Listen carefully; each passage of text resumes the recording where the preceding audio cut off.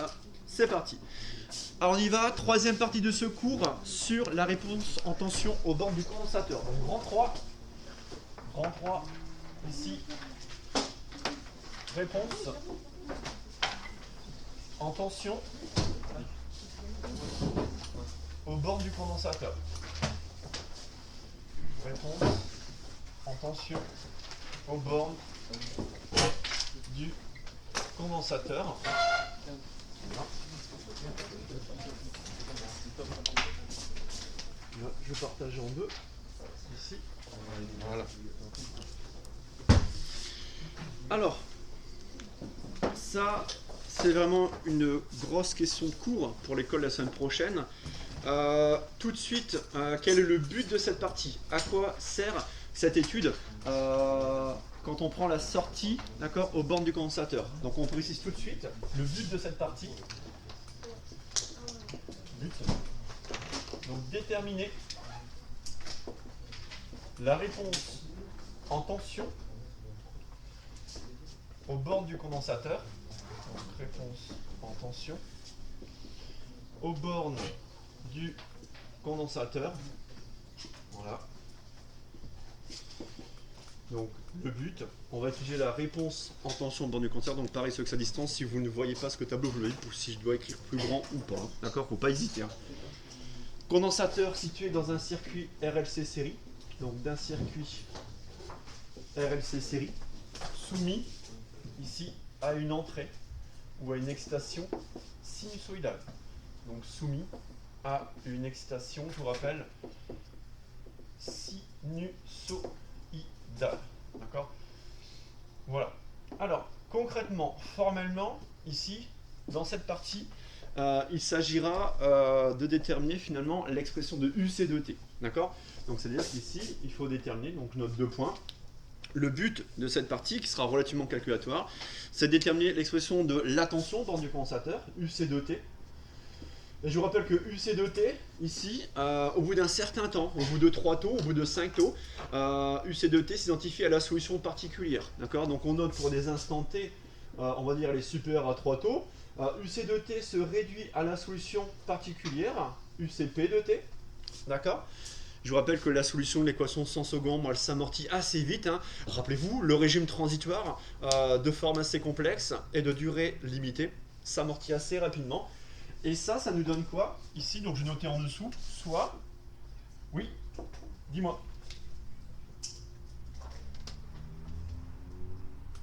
Alors, le rouge ne passe pas très bien. Je vais écrire un peu plus grand, justement... Donc j'écris un peu plus grand, je me dis si ça change quelque chose. Là. Là, d'accord, donc il faut vraiment que... Ok. Voilà, ça c'est bon.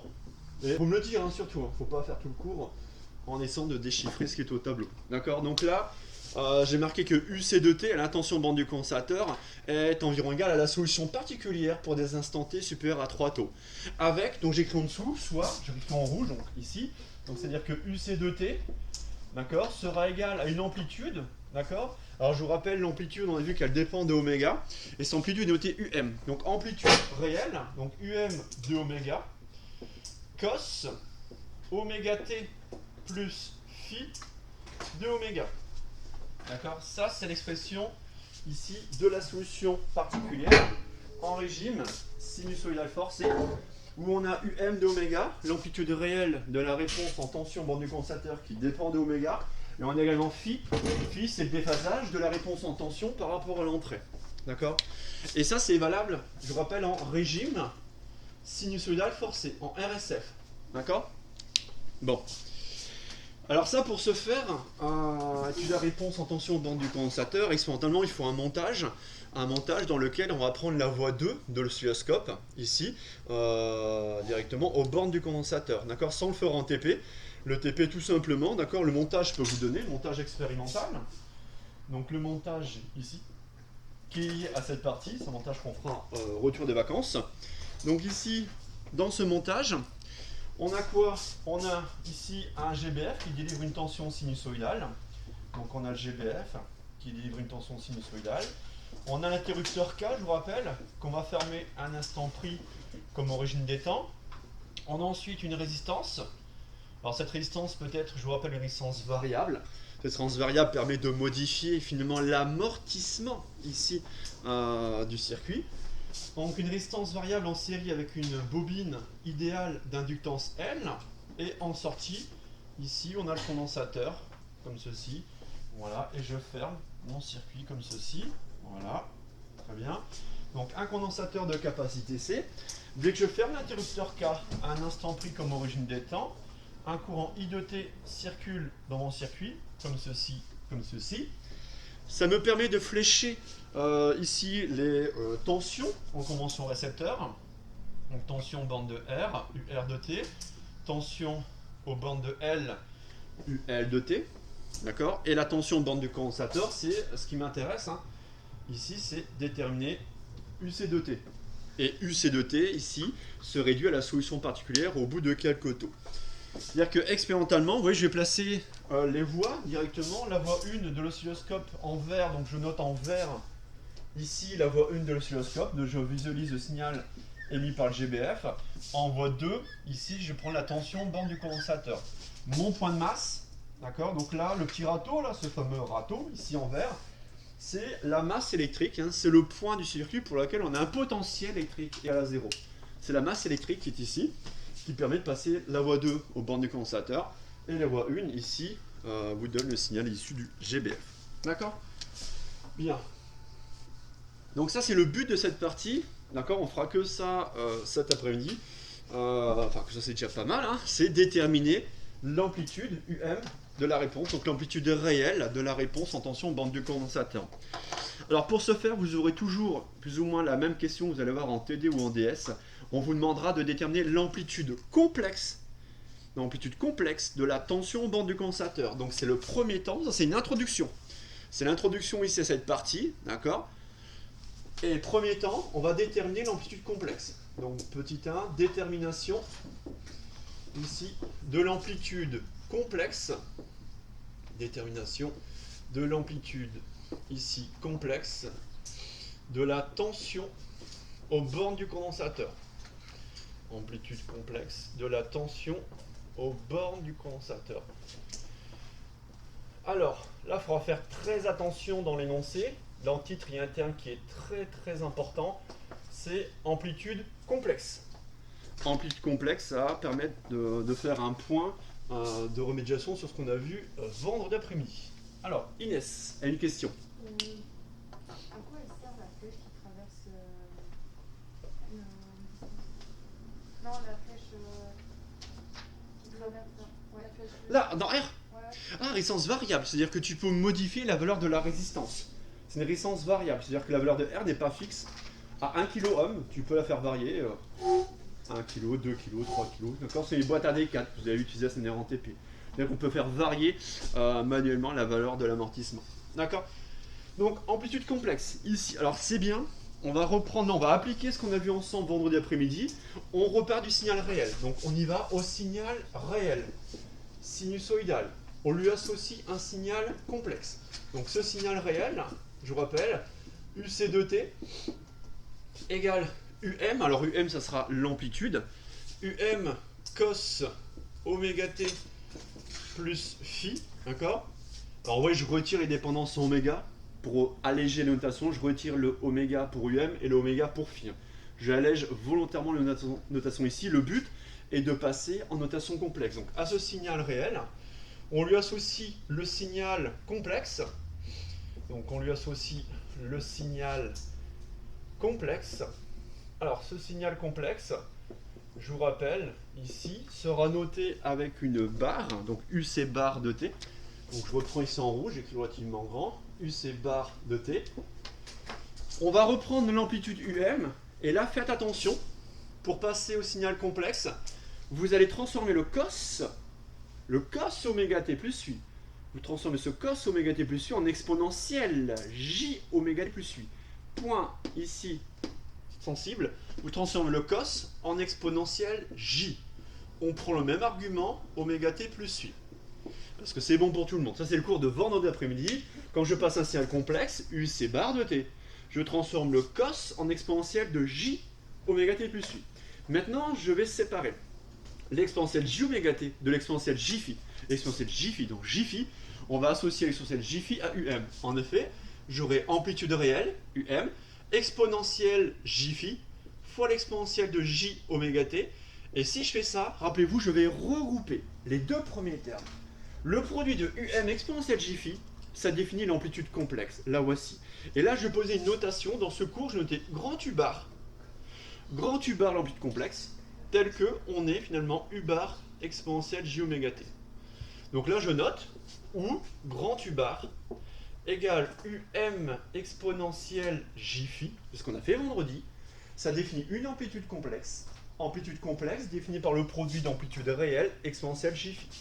Donc ça, c'est l'amplitude complexe de la tension. Oui.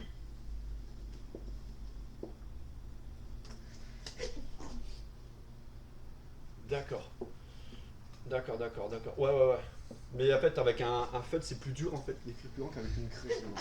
C'est bizarre, hein, je suis sûr que c'est plus difficile. Donc, ouais, faut vraiment que. Ok. Donc là, ici, hein, je développe l'exponentielle. L'exponentielle J oméga t plus 8. Donc j'ai UM exponentielle Jφ, exponentielle J oméga t. Ouais. Et je regroupe UM exponentielle Jφ dans U bar. Donc U bar exponentielle J oméga t. Où U bar égale UM exponentielle Jφ. D'accord? L'amplitude complexe. L'amplitude complexe, je vous rappelle, ici, d'accord? Tel que quoi? Rappelez-vous, si je prends le module de l'amplitude complexe, je prends le module de U bar, c'est le module. Alors, je vais essayer le vert. Pour ceux qui sont distants, j'essaye le vert. On y va, vous me dites si ça change quelque chose ou pas. J'essaye en vert, donc U bar, c'est ici UM, ici exponentielle Jφ. D'accord? Donc UM. Le rouge ça passe mieux, ouais je m'en doutais. On y va, donc on écrit en rouge, mais il faut l'écrire grand. Donc on y va. Donc module de U bar, c'est le module de UM, exponentielle Jφ. Et le module d'un produit, c'est le produit des modules. Donc il restera module de UM, module exponentielle Jφ. Attention, module exponentielle Jφ, ça fait 1. Il vous reste donc module de UM. Et ça, c'est UM, l'amplitude réelle. Donc là, le module. Alors ça, il faut bien comprendre, attention. D'accord? Cette semaine encore, je peux venir également vous embêter sur ces points techniques. Le module de l'amplitude complexe vous donne l'amplitude réelle. Attention, hein. Donc là, je note entre parenthèses, ça, c'est l'amplitude réelle de la tension. Amplitude réelle. Ok? Maintenant, après avoir pris le module de l'amplitude complexe, je vais prendre l'argument. Donc l'argument de U bar, ça sera l'argument de UM exponentielle Jφ. Donc l'argument de U bar, c'est l'argument de ici UM exponentielle Jφ. Donc là directement l'argument d'un complexe là sous forme ici en R exponentielle Jφ, d'accord, sous forme polaire, donc vous venez directement l'argument donne phi. Ça c'est phi, d'accord, c'est l'argument de l'amplitude complexe. Donc retenir que module et argument contiennent les deux informations de la réponse en tension bande du condensateur. Ok. Maintenant, le but de ce chapitre, c'est déterminer U bar. Comment va-t-on faire pour déterminer U bar? Donc, amplitude complexe telle que, d'accord, que l'on souhaite déterminer. C'est-à-dire qu'on souhaite déterminer. Donc on souhaite déterminer ici, dans cette première partie, l'amplitude complexe. Bon. Alors il y a deux méthodes. On va traiter les deux méthodes ensemble en cours. Donc là, je vais effacer. Ici. Donc deux méthodes pour obtenir l'amplitude complexe. Ici, U bar. Alors, première méthode, on va réécrire l'équation différentielle en représentation complexe. Et on va tout faire pour isoler, vous voyez, alors il faut bien avoir les notations en tête. On va isoler U bar. U bar, amplitude complexe. Alors bien faire la différence entre signal complexe. Ça, c'est un signal complexe. Un signal complexe, c'est toujours le produit d'une amplitude complexe exponentielle j oméga t. La dépendance temporelle est dans l'exponentielle j oméga t. Je répète, ça c'est le signal complexe. Vous voyez le petit changement dans l'écriture. J'espère que vous le voyez ceux qui sont en distance. Là, c'est un changement d'écriture. À gauche, j'ai un signal complexe. Là, j'ai une amplitude complexe fois exponentielle de j oméga t. D'accord? Première méthode, on y va. Ici, donc, première méthode pour obtenir l'amplitude complexe. Ici, c'est réécrire le del d'ordre 2 sous forme complexe. D'accord? Donc réécriture. réécriture, ici, de l'EDL d'ordre 2. Alors ça, c'est une question précédente, hein, c'est-à-dire qu'on vous aura demandé au préalable, ici, de réécrire, de poser, d'établir l'EDL d'ordre 2. Moi, je vous la rappelle ici. Je vous la rappelle sous la forme, ici, d'une EDL vérifiée par UC de T. C'est-à-dire qu'on aura la dérivée seconde de UC par rapport au temps, plus oméga 0 sur Q, DUC sur DT, ouais, plus oméga 0 carré UC de T, égale oméga 0 carré E, cos oméga T. D'accord? Ça, c'est ce qu'on a fait ensemble mardi dernier. Mais on réécrit, ici, cette EDL d'ordre 2 en notation complexe. Donc on passe en notation complexe. Notation ou représentation complexe. Alors, là pour l'instant, vous le savez, on l'a encore fait ce matin, passer en notation complexe, cette EDL d'ordre 2 revient dans un premier temps à souligner toutes les grandeurs électriques. C'est-à-dire que je vais réécrire ça.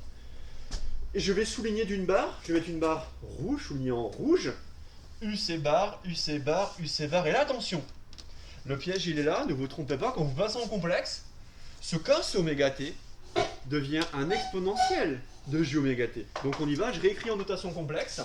Donc ici, donc dérivée seconde de UC par rapport au temps. Alors je mettrai mes barres après. Je mets mes barres complexes après. Je réécris d'abord toutes les quotients. Plus oméga 0 sur Q DUC sur DT. Plus oméga 0 carré UC de T égale oméga 0 carré E. Et là je mets en rouge ce qui va changer. Primo, le cos oméga t devient un exponentiel j oméga t. Attention. Donc le cos oméga t devient un exponentiel j oméga t. Et j'oublie pas de souligner UC bar une fois, UC bar deux fois, UC bar trois fois. D'accord? Une fois que vous avez fait ça, il faut se rappeler des opérations, des propriétés de cette représentation complexe. À savoir, quand on dérive deux fois par rapport au temps un signal complexe, cela revient multiplié par j oméga, le tout au carré. Vous vous en rappelez? Quand on a une dérivée seconde d'un signal complexe, ça revient multiplié par j oméga, le tout au carré, fois UC bar de t. D'accord? Donc là, je rappelle cette propriété très importante.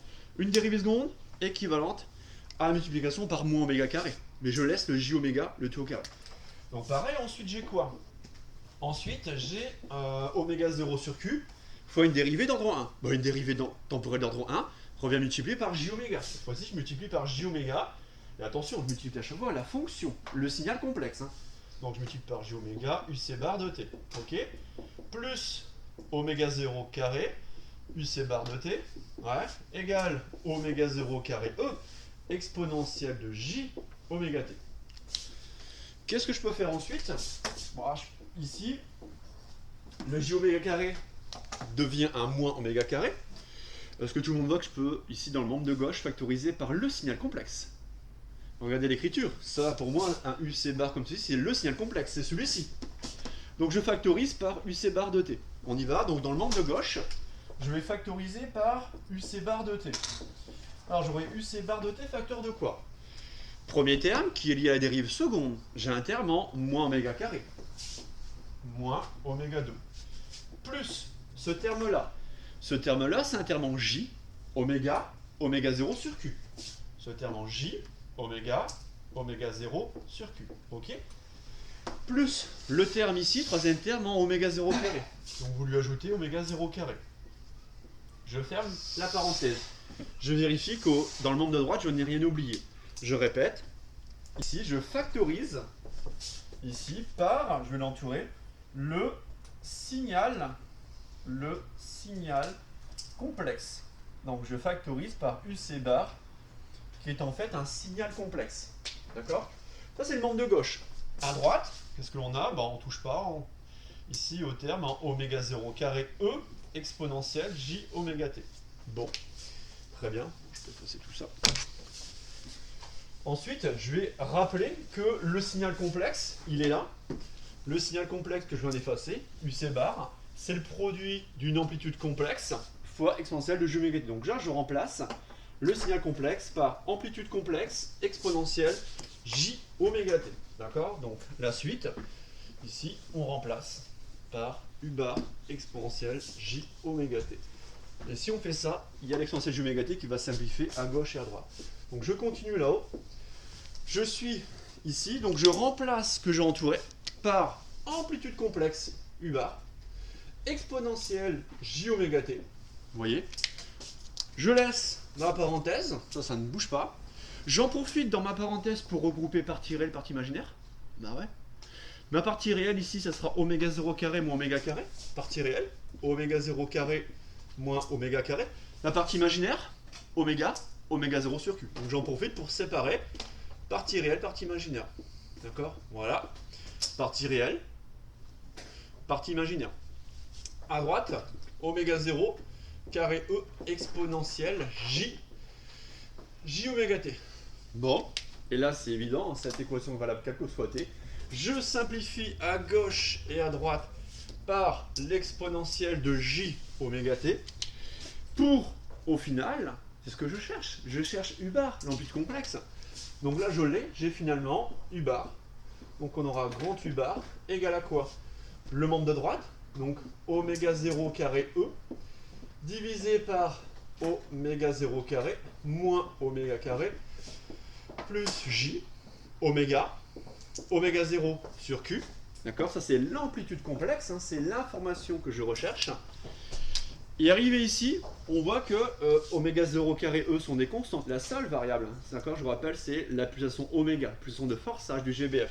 Ici, ici. Alors ce que je peux faire ici, je peux réécrire. Je peux réécrire cette équation en divisant numérateur et dénominateur par oméga 0 carré.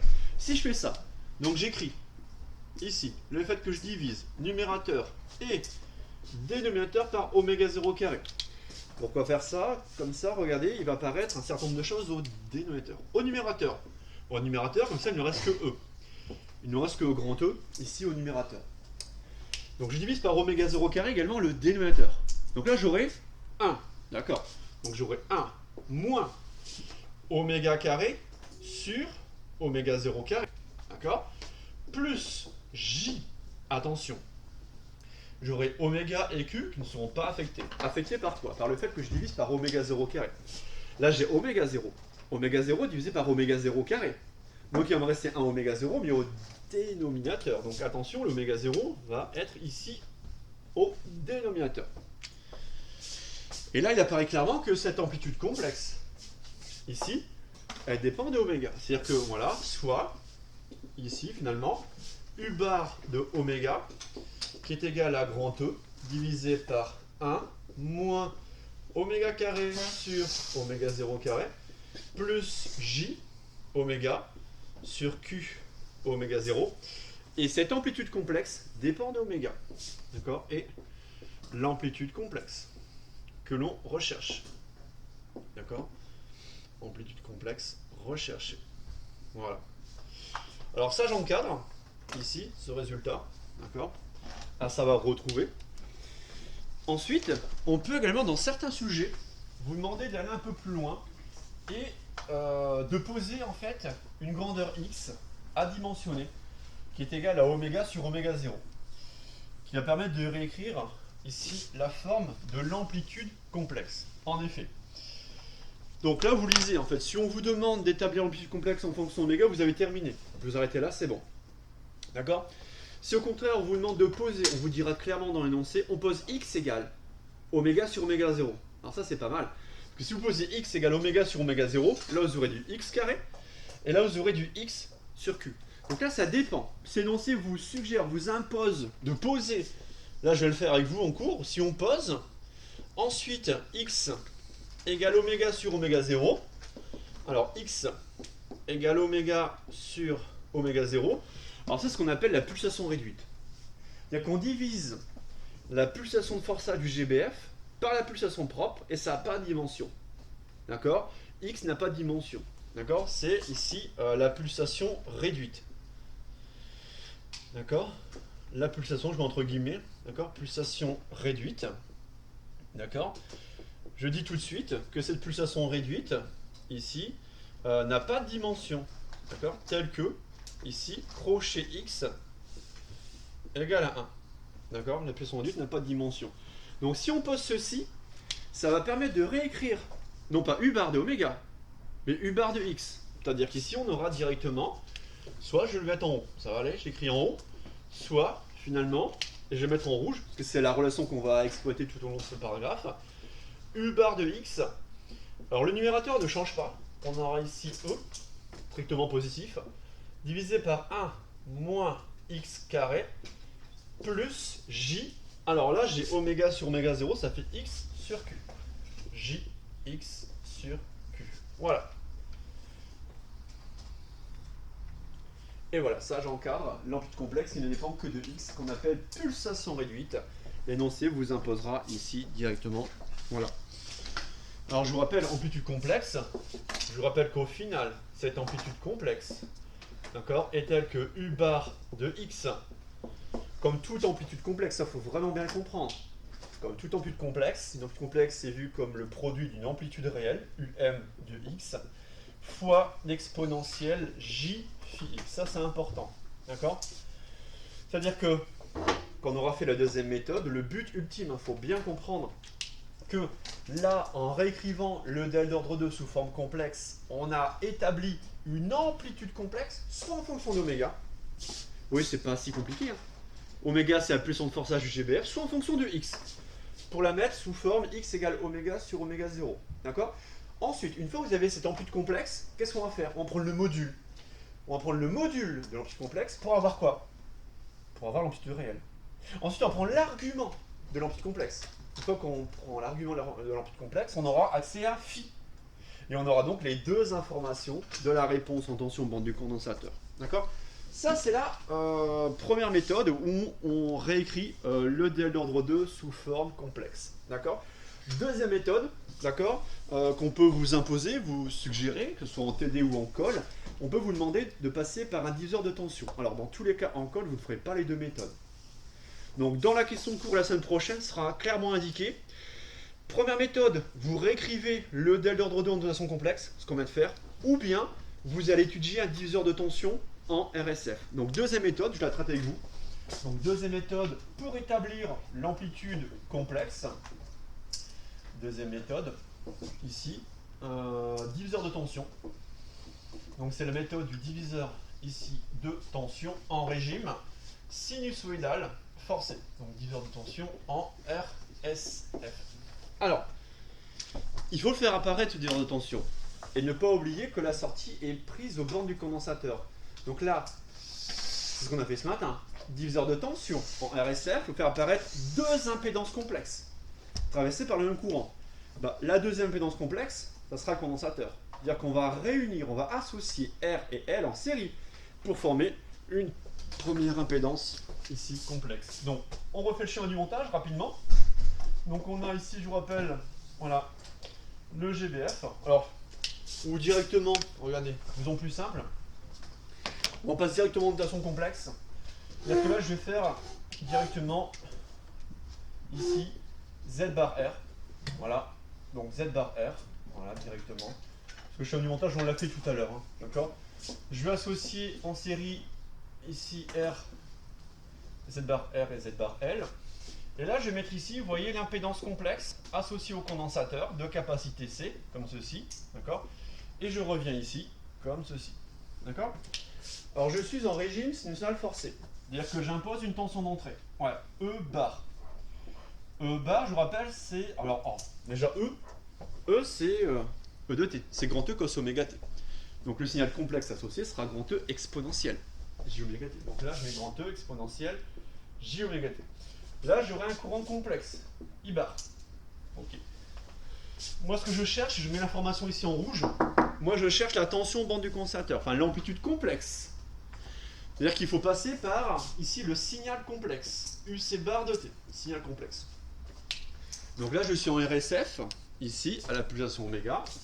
Et qu'est-ce que je vais faire? Je vais donner le schéma électrique équivalent, tel que finalement, je vais associer ici les deux premières impédances complexes.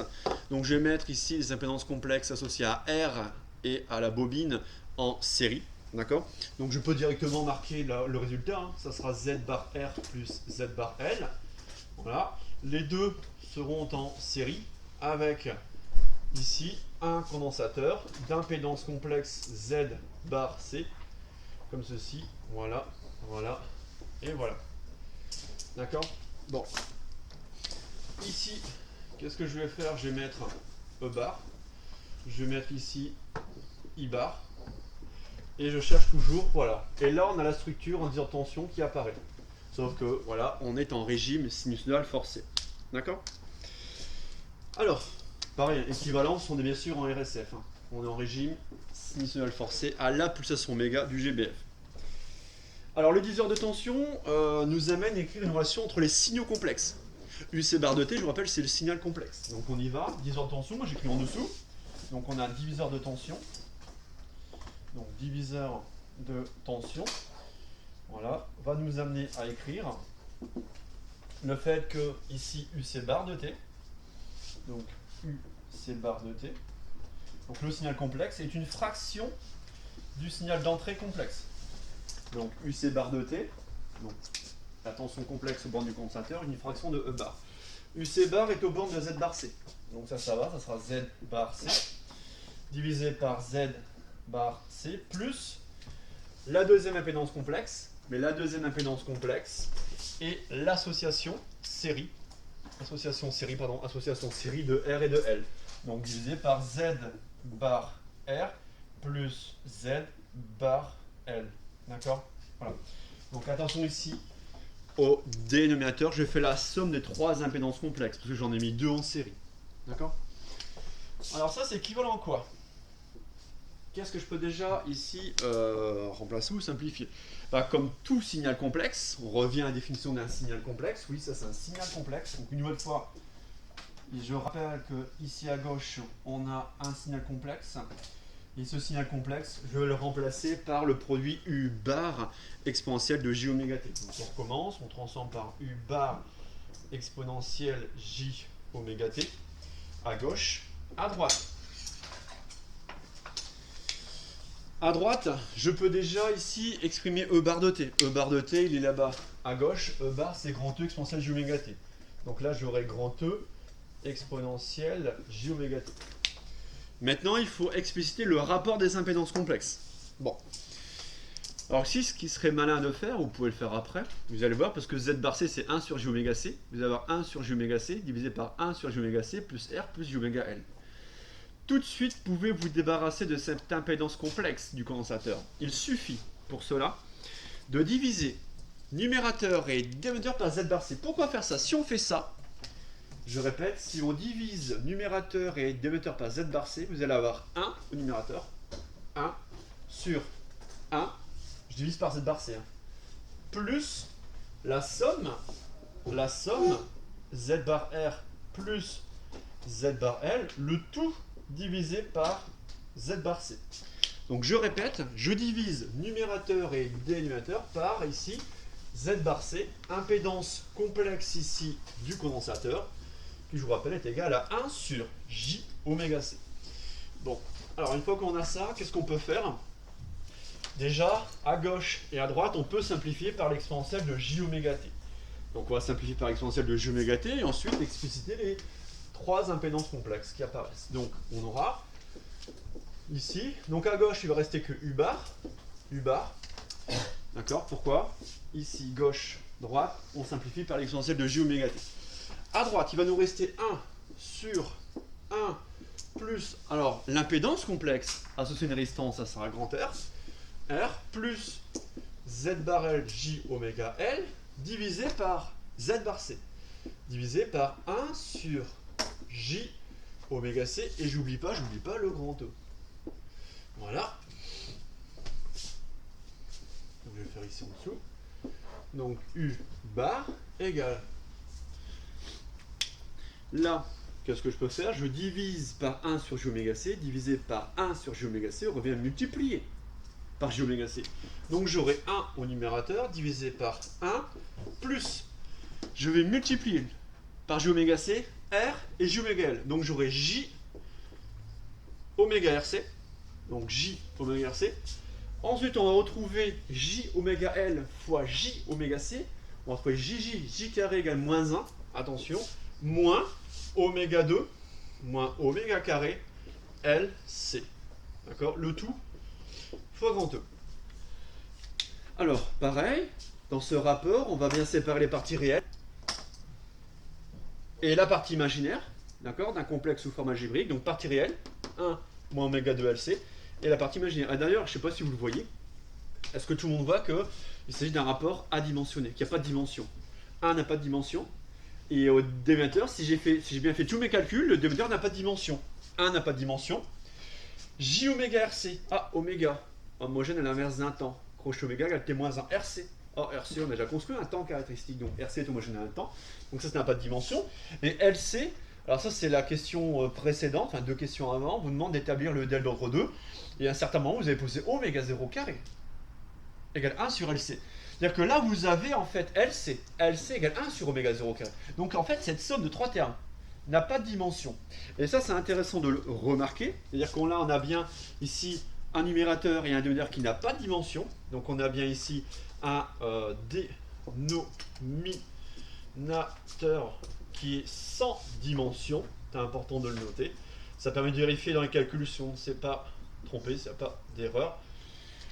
Ça ne passera pas. Donc sans dimension, je continue là. Sans dimension. D'accord ? Et ici, qu'est-ce que vous faites? Vous allez poser. On va poser ici un certain nombre de choses. On va déjà rappeler le fait que oméga 0 carré égale 1 sur LC. D'accord?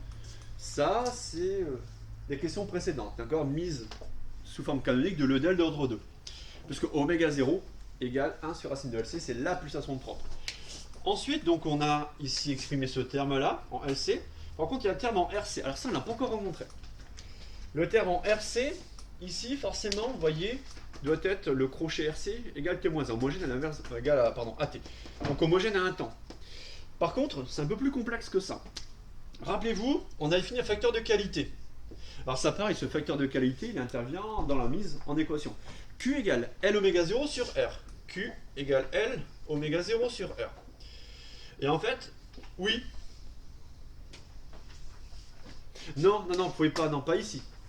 Pas ici. Parce que en fait, taux égale RC est réservé. En fait, Enzo nous demande si on ne peut pas poser taux égale RC. En fait, taux est réservé à un circuit linéaire d'ordre 1. D'accord, taux égale RC, tel que taux des UC sur dt plus UC égale par exemple à E. D'accord, pour la charge d'un condensateur. Ici, c'est un ordre 2. Donc forcément, il y aura un facteur de qualité qui va intervenir. D'accord, et oméga 0. C'est-à-dire qu'ici, on va rappeler les deux constantes fondamentales d'un circuit d'ordre 2, que sont pulsation propre, oméga 0, et facteur de qualité Q, tel que Q égale L oméga 0 sur R. D'accord? Ça, c'est important, c'est le facteur de qualité. Et ce que vous ferez tout le temps, c'est, on y va, enfin moi je vous donne l'opération effectuée, faites le produit oméga 0 fois Q. On effectue le produit oméga 0 fois Q. D'accord? Et en fait, on montrait que oméga 0 fois Q, c'est 1 sur RC. Alors on effectue le produit oméga 0 fois Q. Donc on multiplie, vous voyez, vous définissez deux constantes. C'est-à-dire qu'en fait, là vous définissez oméga 0. Oméga 0, c'est 1 sur racine de LC. Ça va?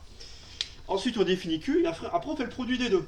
Après on fait le produit des deux, de oméga 0 par Q. Donc 1 sur racine de LC. Donc on définit oméga 0, on fait Q, après on multiplie les deux. Pourquoi multiplier les deux? Ça va vous donner 1 sur RC. On y va, on le montre. Pourquoi on le montre? Oméga 0 fois Q. Ça vous donne L oméga 0 carré sur R. Ça va? Donc ça fait L sur R, oméga 0 carré égale 1 sur LC. 1 sur LC. Ici, les inductances R se simplifient au numérateur et au dénominateur. Donc vous venez de montrer que le produit oméga 0Q égale 1 sur RC. D'où RC égale, d'où le produit RC. D'accord? Donc vous devrez toujours effectuer ce calcul-là pour cette deuxième méthode. Pour cette deuxième méthode, dans le diviseur de tension, vous serez amené à effectuer le produit oméga 0 fois Q. Pourquoi? Pour mettre sous forme canonique après.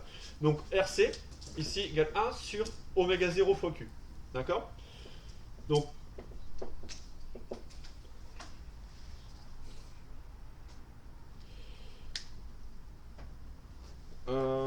avant 1 sur LC. Là,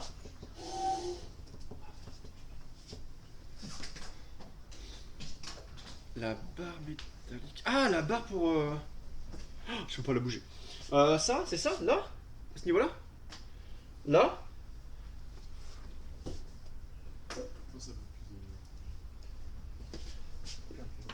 Ah, ça?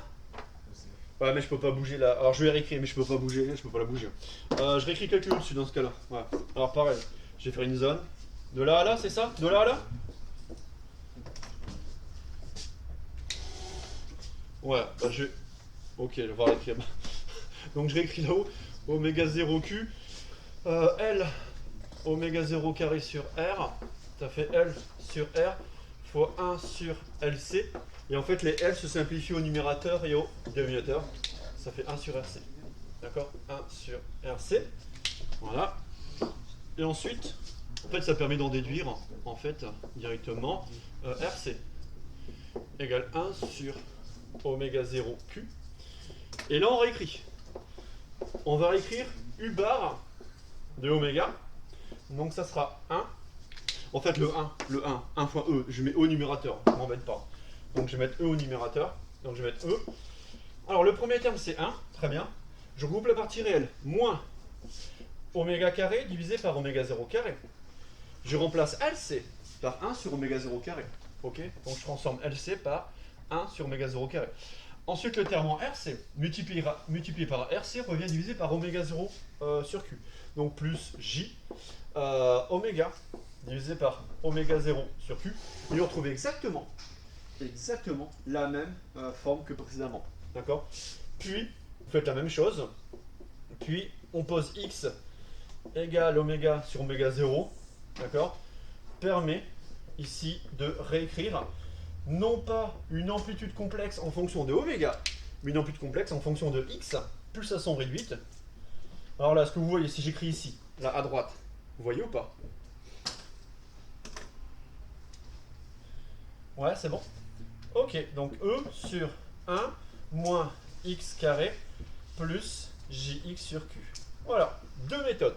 Surtout, ne faites pas les deux en colle. Hein. Lisez bien le sujet de l'énoncé, regardez bien si on vous demande de réécrire le del d'ordre 2 en forme complexe, et ou bien on vous demande de passer par un diviseur de tension. D'accord? Mais dans tous les cas, il faut retomber à cette expression-là, d'accord, d'amplitude complexe. D'accord? Bon. Donc une fois qu'on a ça, d'accord? Donc là, moi potentiellement, ça fait déjà deux sujets de colle. Premier sujet de colle, passer par le duel d'ordre 2. Deuxième sujet, passer par un diviseur de tension. D'accord? Bon. Maintenant, on termine la partie cours par quelque chose de très important. L'étude de cette fonction-là. Étude de cette fonction-là. On va étudier cette fonction-là. Alors, étude de cette fonction-là. Étude du module. D'accord? Jeudi, on fera l'étude ici de l'argument. On va prendre le module de l'amplitude complexe. Donc, on termine cette partie cours ensemble par petit 2. Petit 2. Étude ici du module. On prend le module de l'amplitude complexe. Module de l'amplitude complexe. Ok. Alors, voilà. Donc on va prendre le module de l'expression précédente. Alors si on prend le module de l'amplitude complexe, on en déduit l'amplitude réelle, UM, d'accord, de X. Donc on en déduit l'amplitude réelle. Donc je vais demander, tiens, à Théo Veillard, qui est à distance. Alors, je vais demander à Théo, ici, de me donner l'expression de l'amplitude réelle associée au module de l'amplitude complexe. Alors, on en déduit ici l'amplitude ici réelle. Voilà, amplitude réelle. Alors Théo, est-ce que tu es parmi nous? Théo, je t'écoute.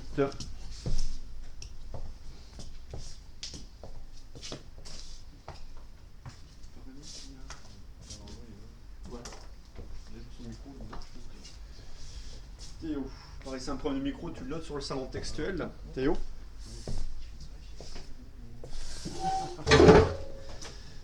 Il n'est pas là, je le vois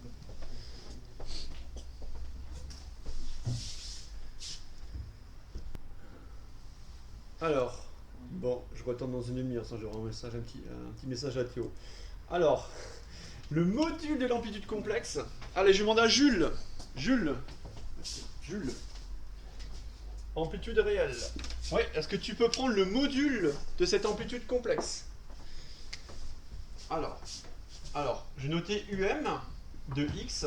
Tu vois, l'amplitude réelle, ce sera le module. Module, ici, de l'amplitude complexe, U bar de X. Je prends le module de la quantité précédente. Allez, Jules, je t'écoute. Ouais, donc en fait, l'amplitude réelle, on va prendre tout à fait le module de tout ce qui est là-bas. On prend le module du quotient, module du rapport. Donc c'est le module de E divisé par 1 moins x carré plus jx sur q. D'accord? Hop.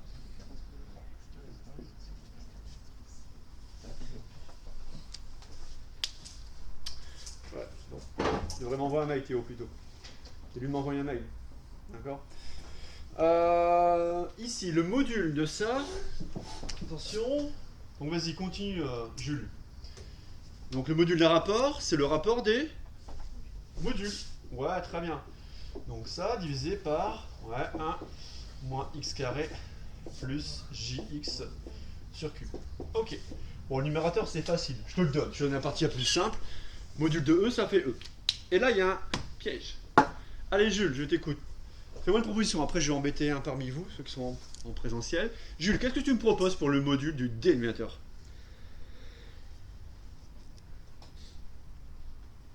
Alors, module de ça. Module de 1 moins x carré plus jx sur q. Qu'est-ce que tu proposes? Ouais. Ouais, et n'oublie pas. Ouais, super. Ok, très bien. Ouais, ça me convient. Super. Ouais. Tiens, j'ai mon adjoint ici présent. On y va. Module de ça. Le module, ça fait racine carrée de 1 moins x carré le tout au carré. Ouais. Plus x sur q. Voilà. Très bien. Bah, ça rejoint ce que tu as dit, Jules. Hein. Donc c'est racine de a carré plus b carré. Donc c'est racine du carré de la partie réelle. La partie réelle, attention. Attention, partie réelle. 1 moins x carré. Cette partie réelle, je la mets au carré. On est bien d'accord. Plus b carré. B carré, partie imaginaire. Surtout, ne mettez pas le j au carré. Hein. D'accord. Partie imaginaire, ici, c'est x sur q. Donc je répète, partie réelle au carré. Partie réelle, c'est 1 moins x carré. Le tout au carré. Plus partie imaginaire, x carré sur q carré. D'accord? Voilà. Et là, vous avez ici une grandeur qui est positive. D'accord? Et on vous demandera toujours dans un premier temps, c'est de tracer l'allure de cette fonction. On y va. Donc, 2, petit a, tracer ici de l'allure de l'amplitude réelle. Tracer de l'allure de UM de x. D'accord? Premier temps. On va tracer ici le graphe de cette fonction. Alors, ici, graphe de cette fonction, on va se baser par des études ici en basse et en haute fréquence hein, pour pouvoir tracer finalement l'allure de ce graphe. Alors ça, je vais laisser ça, j'ai effacé, j'aurais pas dû. Voilà. Alors, qu'est-ce qu'on peut faire déjà? C'est une étude en basse fréquence. En basse fréquence, on y va. Donc étude ici en basse fréquence. Étude en basse fréquence. Alors, il se passe quoi en basse fréquence? Donc là, il faut faire attention, basse fréquence, c'est-à-dire que là, on a une pulsation méga du GBF et on a également une pulsation propre du circuit RLC. Alors, dire qu'on est en basse fréquence, c'est-à-dire que oméga est négligeable devant oméga 0, c'est-à-dire que la pulsation qu'on impose au GBF en basse fréquence est bien négligeable devant oméga 0. Alors, j'aurais pu me contenter de dire oméga tend vers 0. Bah, pas ici. Pourquoi pas ici? Parce qu'en fait, dire que oméga, alors oméga attention, ça a un sens, hein, parce que vous imposez via le GBF, oméga 0 c'est 1 sur racine de L, c'est la pulsation propre, dire que oméga est négligeable devant oméga 0, signifie que x est négligeable devant 1. X c'est oméga sur oméga 0.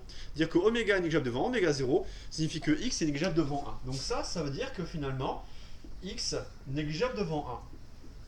C'est bon pour tout le monde? Et si je fais ça, je vais approximer la fonction UM de x. Dans ce cas-là, en basse fréquence, d'accord? Donc dans ce cas, ici, en basse fréquence, donc dans ce cas, UM de x, on va l'approximer. On va l'approximer ici voilà, par une fonction.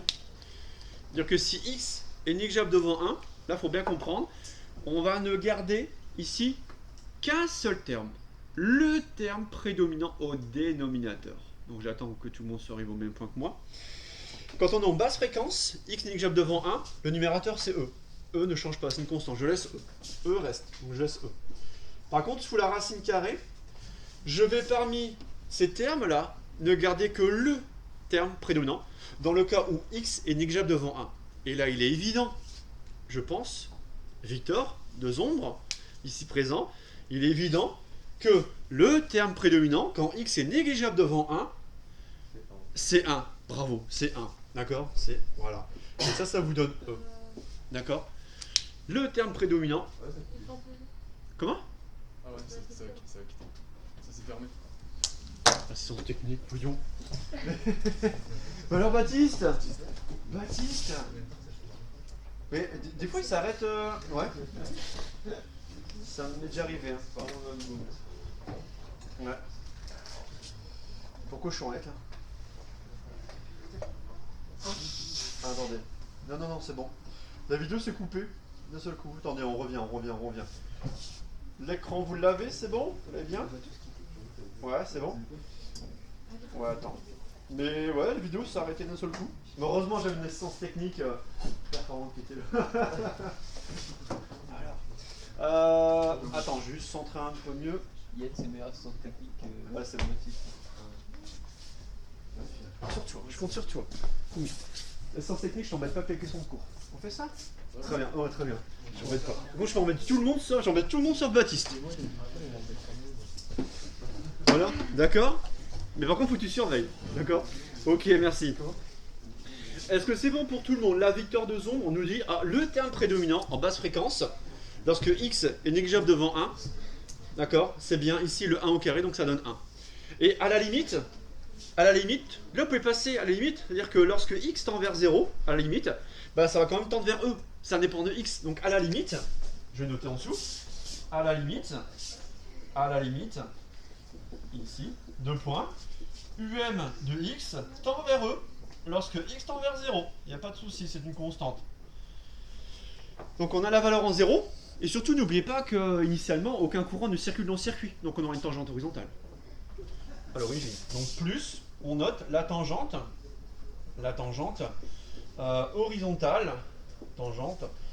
horizontale, en t égale à 0. Pourquoi? Puisque le courant I est nul. D'accord? I en 0 moins égale I en 0 plus égale à 0 par continuité du courant circulant dans une bobine. Ok. Ça, c'est l'étude en basse fréquence. D'accord? Donc on va commencer notre graphe avec une valeur à l'origine égale à E pour l'amplitude réelle. D'accord? UM de X, l'amplitude réelle. Attention, hein. Là j'ai une dépendance en fonction de X, plus ça s'en réduit, X égale oméga sur oméga 0. En haute fréquence, on y va. Cette fois-ci on fait une étude en haute fréquence. Alors, en haute fréquence, au contraire, on aura ici oméga très grand devant oméga 0.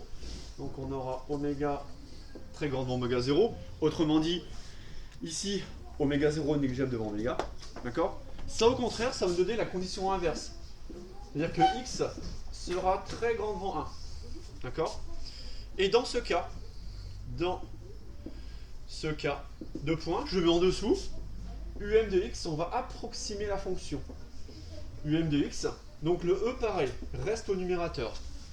Par contre, je vais aller chercher au dénominateur, là, si le seul terme qui va prédominer en haute fréquence. D'accord? Donc en haute fréquence, on y va. Tiens, Yann, vous voulez que j'embête Yann? Allez, Yann.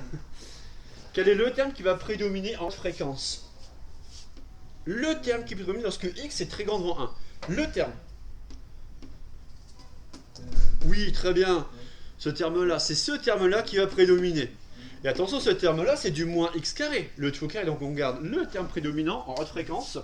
Donc je laisse sa racine, et pour qu'il n'y ait aucune erreur de calcul, je garde le terme en moins x carré, le tout au carré, sous la racine. Bon, ça, il n'y a pas de problème.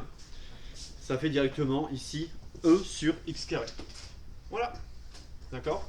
Victor, 2 ans. Du coup, puisque x est très grand, ça fait 2x on le. Oui. On peut simplifier. Exactement. Dans le ça tout le monde a vu, hein, c'est du a moins b carré. A carré plus b carré moins 2ab. On garde le terme prédominant. Le terme de plus forte puissance, en fait. T'as du x2, t'as du x4. Le double produit, non. Parce que là, forcément, t'as du x2. D'accord. Et là, on néglige. Donc on néglige le double produit. On garde que le terme en x4. Sous la racine qui va vous donner, pardon, un terme en x carré. Ok. Adam. Allez, Adam, on y va. À la limite, quand x tend vers plus l'infini, on y va. Allez, à la limite, quand x tend vers plus l'infini, um tend vers quoi? Très bien. Donc um de x, ici, tend vers 0, quand x tend vers plus infini, à la limite. D'accord? Voilà. Bon. Est-ce que c'est cohérent, ça, d'avoir ici, en plus infini, en haute fréquence, une amplitude, ici, une amplitude réelle au bord du condensateur qui tend vers 0? Est-ce que c'est compatible avec le schéma du montage? Donc ça, je suis, attention, petite parenthèse, là, je reviens, hop là. Donc ça, en effet, ça, cette asymptote horizontale, hein, est compatible avec le fait, rappelez-vous, que le condensateur, en haute fréquence, alors équivalent quoi? On l'a vu ce matin, rappelez-vous. Alors si vous avez un doute, revenez toujours au module. Module de l'impédance complexe associée au condensateur, c'est 1 sur oméga c. Et en haute fréquence, quand oméga tend vers plus l'infini, ça tend vers 0 quand oméga tend vers plus l'infini. C'est-à-dire qu'un condensateur est équivalent à un interrupteur fermé en haute fréquence. D'accord? Voilà. Interrupteur fermé pour lequel la tension est nulle. C'est-à-dire que là, la tension UC de T, ici, U, sera nulle. Voilà. Donc là, on peut déjà tracer l'allure du graphe. On peut tracer l'allure du graphe. D'accord? Alors, le graphe de quoi? De l'amplitude réelle, en fonction de x. Attention, je ne trace pas en fonction du temps. Je ne trace pas en fonction d'oméga. Je trace en fonction de x égale oméga sur oméga 0. Donc on va tracer ici à droite. Je vais faire un graphe relativement grand. Donc UM, je rappelle, c'est l'amplitude réelle en fonction de x. Et x, attention, c'est oméga sur oméga 0. On part de E avec une tangente horizontale. Donc je mets en vert le fait qu'on a une tangente horizontale. Le courant s'annule en 0. Ok. Ensuite, ça c'est le cours de la semaine dernière, le cours de jeudi dernier, il y a deux possibilités. Soit on a résonance, soit on n'a pas. Et ouais, là on arrive au centre, au cœur du problème. S'il n'y a pas de résonance, tangente horizontale, vous allez avoir une courbe ici, donc une fonction alors positive, d'accord, strictement décroissante. Et ça tend vers 0. D'accord? Donc ça c'est le cas, donc premier cas de figure, d'accord? On est dans le cas en rouge, où on a un facteur de qualité, d'accord, qui là sera inférieur à 1 sur racine de 2, d'accord.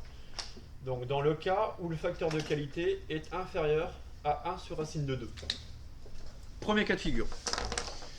Deuxième cas de figure, je mets en vert, le cas où il y a résonance, donc là il n'y a pas de résonance, il n'y a pas de pic. C'est-à-dire que l'amplitude de la tension ne passe pas par un maximum, il n'y a pas de résonance, d'accord. Donc pas de résonance. Pas de résonance. Par contre, condition inverse, si le facteur de qualité Q devient supérieur à 1 sur racine de 2, là, l'amplitude réelle passe par un maximum, donc on part ici toujours, et là, vous allez avoir ceci. Un pic, et ça va ici rejoindre l'asymptote horizontale, voilà. Donc là, deuxième cas de figure, lorsque Q devient supérieur à 1 sur racine de 2, là, on a un pic de résonance, l'amplitude réelle passe par un maximum. Et c'est bien l'amplitude réelle, c'est UM.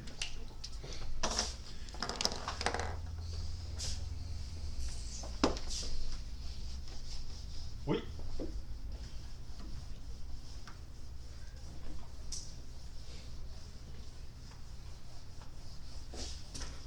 Alors il n'y a pas de courant, c'est une tension ici. On trace l'évolution de la tension ici, tu vois, en fonction de x. Hein. D'accord? On ne trace pas en fonction du temps. Attention, oui. Ah oui, merci, bonne remarque. Très bonne remarque. Hein. Ça me dit, ah, est-ce qu'il y a continuité en t égale à 0? Tut. Attention, gros piège. Hein. Gros piège. Je ne trace pas l'évolution de UC en fonction du temps. Hein. Je trace en fonction de x égale oméga sur oméga 0. Au pire, on fait tracer en fonction de la fréquence. C'est-à-dire que là, si vous faites varier la fréquence du GBF, c'est vous qui faites varier la fréquence du GBF. C'est pas un relais temporel, c'est pas une évolution temporelle. Donc merci, très bonne remarque. Et d'ailleurs, je vais pas placer mon 0. Bien. D'accord, ici je passe mon 0. Donc ici, ce n'est pas, je note, hein, ce n'est pas une évolution temporelle. Donc cette confusion revient souvent, souvent ça en colle. Donc ce n'est pas, je note, ici, ce n'est pas une évolution temporelle, hein, c'est une évolution en fonction de la fréquence oméga du GBF. D'accord? Ensuite, bah forcément, vous aurez toujours cette question, un peu technique, on va dire. Oui, bah dans le cas où ça passe par un maximum, vous voyez qu'il y a une condition d'existence. Vous voyez, il y a une valeur seuil Q, et vous voyez que seuls les systèmes pour lesquels Q est supérieur à 1 sur racine de 2 vont admettre un pic de résonance. Et vous aurez toujours ce calcul-là à faire. Bon, vous n'aimez pas trop. On va le faire ensemble, on va prendre le temps de le faire. On va terminer par ça, d'accord? Par deux gros calculs. C'est montrer cette condition d'existence du maximum. Donc il y a une condition pour que, effectivement, la tension bande du condensateur passe par un maximum. Et c'est pas toujours le cas. Regardez, c'est pas toujours le cas. Il y a des cas où le facteur de qualité inférieur à 1 sur racine de 2, où il n'y a pas de pic de résonance. Je vous rappelle, 1 sur racine de 2, c'est environ 0,71, hein, d'accord, 0,71. Donc deuxième temps, après le tracé du graphe, c'est ici directement le maximum de la fonction. Donc, deuxième temps, petit b, la fonction um de x, donc la fonction um de x, passe-t-elle par un maximum? La fonction um de x passe-t-elle ici par un maximum? Alors, on y va. Donc deuxième temps, voilà, est-ce que cette fonction passe par un maximum? Alors, tiens, je vais demander à Sylvain. Tu as une fonction, alors est-ce qu'elle est encore... Non, je vais l'effacer. Je vais la noter, je vais te la noter. Ici, donc um de x, l'amplitude réelle. Donc c'est E sur racine de 1 moins x carré. Donc ça c'est la partie réelle au carré, d'accord? Plus, alors je mets la racine, d'accord? Plus x carré sur q carré, d'accord? Je vais centrer mon E, je vais mettre là. Bah, cette fonction, tu vois, amplitude réelle qui dépend de x, plus façon réduite, d'accord? Admet un maximum. Ouais. Mais comment vas-tu ici effectuer ton étude de fonction pour montrer que cette fonction passe effectivement ou non par un maximum? Comment tu fais? Donc cette fonction-là, elle admet un maximum si et seulement si. Qu'est-ce que tu peux dire, Sylvain? On la dérive. Ouais. Alors dérive par rapport à quelle grandeur déjà? Dérive la fonction par rapport à quelle variable? Par rapport à x. Ouais. Est-ce que tu veux dériver toute la fonction? Alors ça c'est un bon réflexe. Seulement le dénominateur. Seulement le dénominateur, mais faites bien attention. Il y a des sujets, d'accord, pour lesquels le numérateur dépend de x. Si le numérateur dépend de x, vous devez dériver toute la fonction. Ici, dans un cas simple, les calculs qu'on va faire, ensuite, dites-vous que c'est le cas le plus simple que vous aurez. Le cas le plus simple où le numérateur est indépendant de x, il est réel, indépendant de x. Là où la variable x intervient, c'est là et là. On est bien d'accord, quand on dérive par rapport à x, on change en position sur la puissance réduite, donc sur oméga. Donc dérivé par rapport à x revient dérivé par rapport à oméga. Bon, donc on est bien d'accord, cette fonction à valeur réelle, une fonction à valeur positive, elle passe par un maximum. Ça c'est maximal si le dénominateur il est... Ouais. Donc en fait on va poser ça à une fonction, vous voyez la fonction qui est sous la racine, il suffit finalement de dériver la fonction qui est sous la racine carrée pour montrer que la fonction um de x admet un maximum. Donc ça on va le noter, d'accord? Donc cette fonction admet un maximum, d'accord? Si et seulement si, on va définir une fonction g de x, si et seulement si, la fonction g de x admet un minimum. Cette fonction g de x c'est ce qu'il y a sous la racine carrée. Donc si et seulement si, la fonction, alors g de x, alors g de x ça sera 1 moins x carré, le tout au carré, plus x2 sur q2, admet un minimum. Voilà, admet un minimum. Donc cette fonction um de x, attention, ça c'est valable parce que le numérateur est réel, positif, indépendant de oméga. Il n'y a pas de x au numérateur. D'accord? Donc là, ce qu'on va faire, on va résoudre une équation. Résolvons g' de x égale 0. on cherche la valeur de x qui va annuler la dérivée. On cherche à minimiser la fonction au dénominateur. Donc on va résoudre cette équation. Donc résolvons g' de x égale à 0. Alors g' de x égale à 0. D'accord? Là je prends la notation mathématique. Hein. On dérive g par rapport à x, donc g' de x égale à 0. Ok. Alors, ça, tout ça je peux effacer. Et c'est là qu'il faut faire attention dans ce calcul de dérivée. D'accord? Parce qu'on retrouve une nouvelle fois du 1 moins x carré, le tout au carré à dériver par rapport à x. Allez, oui, je vais demander à Noémie, on y va. Noémie, allez, comment tu fais pour dériver g par rapport à x? Donc, on va pas d'abord résoudre g' de x égale à 0, on va d'abord poser correctement la dérivée. Donc avec, on y va, g' de x. Donc je vais demander à Noémie de me dériver g par rapport à x. Commence par la partie la plus simple. On commence par ça. Bah, c'est u sur v'. Alors, on dérive x carré sur q carré par rapport à x, hein, par rapport à la variable x. Donc, c'est dérivé finalement x carré par rapport à x. Hein, d'accord? Donc, ça fait tout simplement du 2x sur q carré. D'accord? Donc, on a 2x sur q carré pour le premier terme. Donc, pour tout le monde, hein, je dérive x carré sur q carré par rapport à x. Hein, je dérive par rapport à x. G' de x. Hein. Ça veut bien dire, hein, pour tout le monde. Hein. Je dérive g par rapport à x et je cherche la valeur de x qui annule la dérivée. D'accord? Donc ça c'est le premier terme, c'est bon pour tout le monde. Donc là je dérive x carré sur q carré par rapport à x. Bon. Ça par contre il y a un deuxième terme. Ici en 1 moins x carré le tout au carré. On développe. Alors ouais, mais j'aimerais bien vous forcer à utiliser une nouvelle fois. Oui, du u exposant n, ouais, une nouvelle fois, ce sera plus rapide, au moins il n'y aura pas d'erreur de signe. Est-ce que tout le monde voit que là, on a du u puissance n? Ça, c'est de la forme, ça, quand je vais dériver ça, je prends sous la forme u puissance n. N, u' n moins 1, donc je mets en rouge directement la dérivée. N vaut 2, donc là je rajoute 2. U', attention u', je mets une parenthèse pour u'. Et après je mettrai un moins 1. U', il faut dériver 1 moins x carré par rapport à x. Donc ça revient à dériver moins x carré par rapport à x. Donc dériver moins x carré par rapport à x, ça vous donne moins 2x. Voilà. Donc là, je n'oublie pas le moins 2x. Donc n, u', et là je vais mettre le u exposant n moins 1. Ben voilà. Donc u exposant n moins 1, ça fera u, c'est 1 moins x carré. D'accord. 1 moins x carré, pardon. Exposant 2 moins 1, 2 moins 1, ça fait 1. D'accord? Ici, donc n, u', un moins 1, pour ici, directement, voilà, la dérivée. D'accord? Qu'est-ce que je fais ensuite? Alors, sachant que je veux résoudre g' de x égale à 0, j'essaie de factoriser. Je vais factoriser ici par 2x. Alors, c'est bête, hein, je factorise par 2x. Alors, j'ai 2x, facteur de 1 sur q carré. 1 sur q carré. Et là, j'aurai moins 2 facteur de 1 moins x carré. Je ferme la parenthèse. Voilà. Donc là, je factorise par 2x. Voilà. D'où directement g' de x égale à 0. D'où g' de x égale à 0. Donc on a une forme factorisée. Alors d'où g' de x ici égale à 0. Si et seulement si. Alors là, j'ai deux solutions. Ici directement. Donc j'en ai une qui est évidente. Un produit facteur est nul si et seulement si. Première solution évidente, x égale à 0. Ah, ça correspond au graphe. Hein. Ici.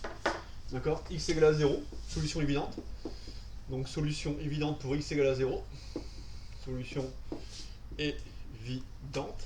Ok. La deuxième, un produit facteur est nul si et seulement si. Voilà. Donc ce deuxième terme est nul. C'est-à-dire que 1 sur q carré. Donc 1 sur q carré égale 2 facteur de 1 moins x2. D'accord? Deuxième. Et bien sûr, c'est cette deuxième ici solution qui m'intéresse. D'accord? Donc soit. Donc moi je reprends la deuxième et je vais isoler x. Hein. Je dois isoler x. Donc pour isoler x, je fais quoi? Je divise par 2 les demandes de l'équation. Donc j'aurai 1 sur q2 égale 1 moins x2. Je fais passer le x de l'autre côté et 1 moins q2, 1 sur 2q2 dans le monde de droite. Donc j'aurai x carré. Donc là, je fais toutes les étapes en une. Ça, tac, je divise par 2. Donc directement ce x carré passe ici, d'accord? Donc j'aurai ici le 1 moins 1 sur 2q carré. 1 moins 1 sur 2q carré. Et je vous rappelle que x2 c'est oméga 2 sur oméga 0 carré. Hein. Ça c'est oméga sur oméga 0 carré. C'est le calcul de dérivée. Je résous, j'ai pris de x égale à 0. Une solution évidente, x égale à 0. La seconde, c'est lié à ça. C'est lié à ça, mais c'est lié à ça, j'isole le x correspondant. Et là voilà. Là je m'arrête. Là je m'arrête. À cause de ça. Là voici. On a notre condition d'existence du maximum. C'est-à-dire que là, cette solution n'existe que si ce terme en 1 moins 1 sur 2q carré est strictement positif. Est-ce que tout le monde voit que cette solution n'existe? Alors parmi les deux solutions, je prends que la solution positive. Hein. X étant une pulsation. X carré, ici, il ne faut surtout pas que ce membre de droite soit négatif. Hein. Il faut que ce soit positif. Hein. Il faut que ce soit un réel, pas d'imaginaire pur pour la pulsation. Donc cette solution n'existe que si ce terme-là est strictement positif. Et ce terme-là est strictement positif, vous assure ce qu'on appelle une condition d'existence du maximum. Et on arrive à quoi? On arrive à ça. Donc là, attention, point technique, cet extrémum, celui-ci, hein, cet extrémum n'existe que si le membre de droite est strictement positif. Donc que si 1 moins 1 sur 2q carré strictement positif. D'accord? Pourquoi? Pour obtenir une pulsation réelle.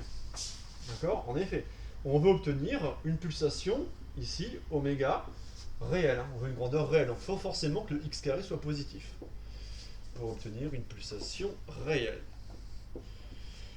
C'est-à-dire finalement 1 moins 1 sur 2q carré strictement positif va vous donner quoi? Va vous donner, on peut le faire, hein, 1 supérieur à 1 sur 2q carré.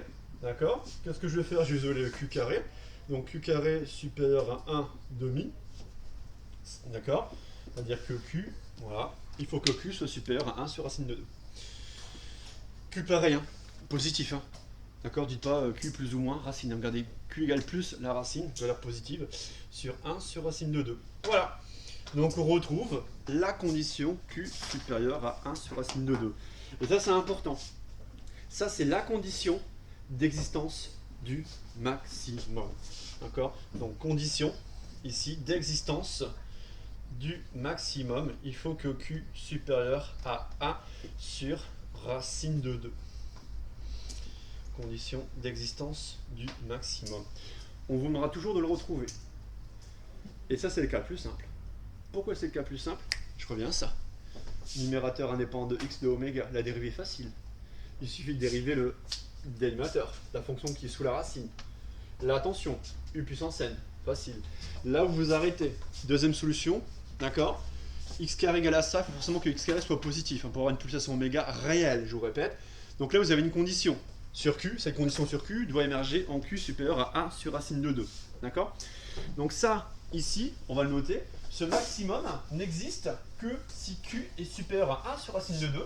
C'est ce que j'ai noté, la condition d'existence du maximum. Et cette valeur est atteinte pour, on va chercher x, hein. Après on prend la valeur de x pour avoir la valeur de oméga qui assure ce maximum. D'accord? Donc le maximum de la fonction, um de x, le maximum de la fonction ici um de x, ici, est atteint uniquement si q est supérieur à 1 sur racine de 2. D'accord? Très important. Q supérieur strictement à 1 sur racine de 2. D'accord? Et ensuite, on va chercher la valeur. D'accord? Et il est atteint pour une pulsation. Et il est atteint, ce maximum, il est atteint pour une pulsation. Alors cette pulsation, vous voyez, est ce qu'on appelle les pulsations de résonance. D'accord? Pulsation de résonance, oméga R, tel que. Alors, tel que quoi? C'est-à-dire que là, il faut extraire l'information sur la pulsation de résonance. On part de quoi? On part de ça.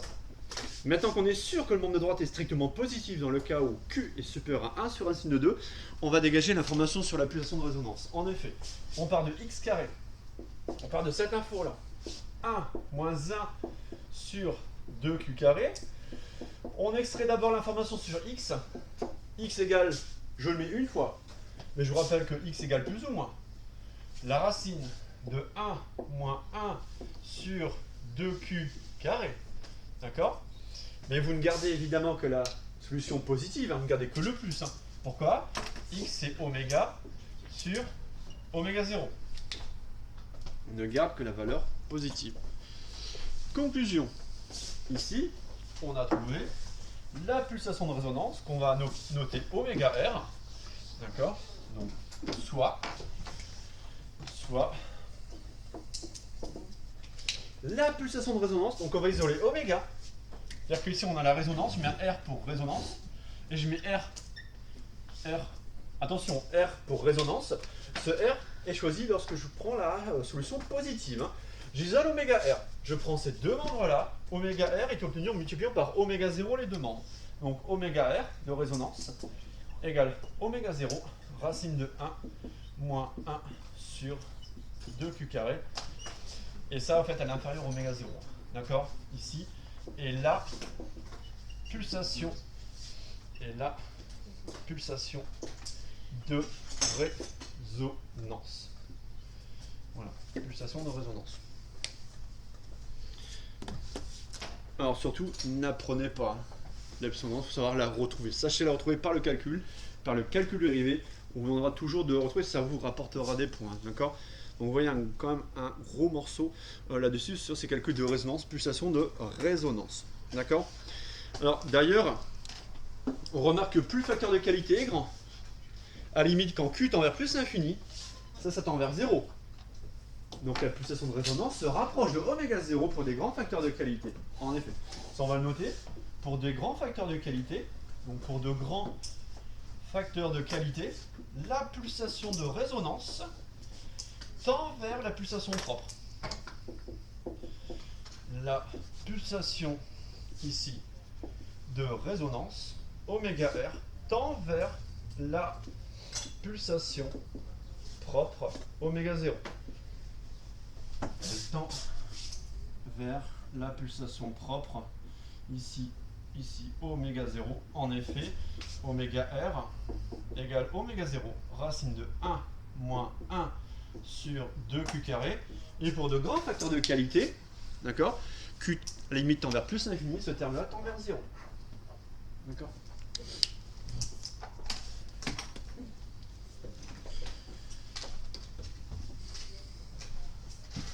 Et ça, c'est le deuxième point. Troisième point, vous avez la condition d'existence du maximum, Q supérieur à 1 sur racine de 2.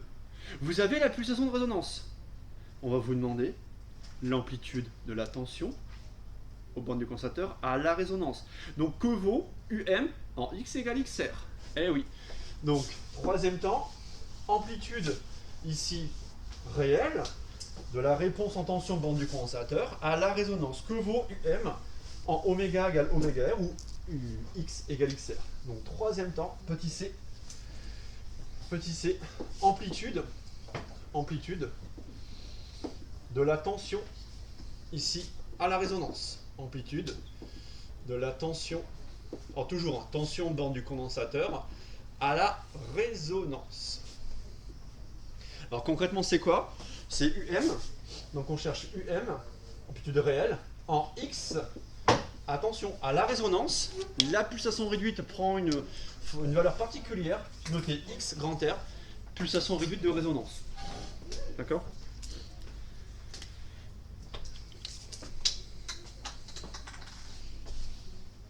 Alors, pareil, deuxième long calcul, on va dire, entre guillemets.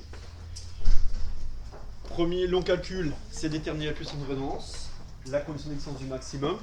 Là, qu'est-ce qu'on va faire? On va reprendre la fonction UM de X, pour laquelle on va remplacer tous les X par des pulsations réduites de résonance. Donc on y va. Donc on aura E au numérateur, divisé par la racine de 1 moins x carré, le tout au carré, plus x2 sur q2. Donc là, je ferme la parenthèse. Et comme je suis à la résonance, x égale xr, tous mes x deviennent des xr. xr ici, avec xr carré, il est où? Il est là. xr carré, il est là. 1 moins 1 sur 2q carré. On est d'accord. Donc ce que je vais faire, je vais remplacer tous les xr carrés par 1 moins 1 sur 2q carré. Ok? Ou autrement dit, je peux également remplacer le oméga par des oméga sur oméga 0. C'est la même chose. C'est-à-dire que là, vous pouvez très bien dire que finalement, ça c'est vu sous E divisé par racine 1 moins. Et je peux également, vous pouvez faire, hein, transformer tous les oméga, tous les x par des oméga sur oméga 0. C'est-à-dire que là, je vais remplacer oméga sur oméga 0. Mais attention, xr est associé oméga r. Donc j'espère qu'à distance, vous le voyez. Je remplace xr, qu'on appelle la pulsation réduite de résonance, par oméga r sur oméga 0. Attention, je suis en x carré. Je suis en x carré, donc j'aurai oméga r carré divisé par oméga 0 carré. Attention, le tout au carré. On ne dit pas le carré. Le tout au carré. Ok? Plus, pareil, xr carré. Ça sera oméga carré sur oméga 0 carré.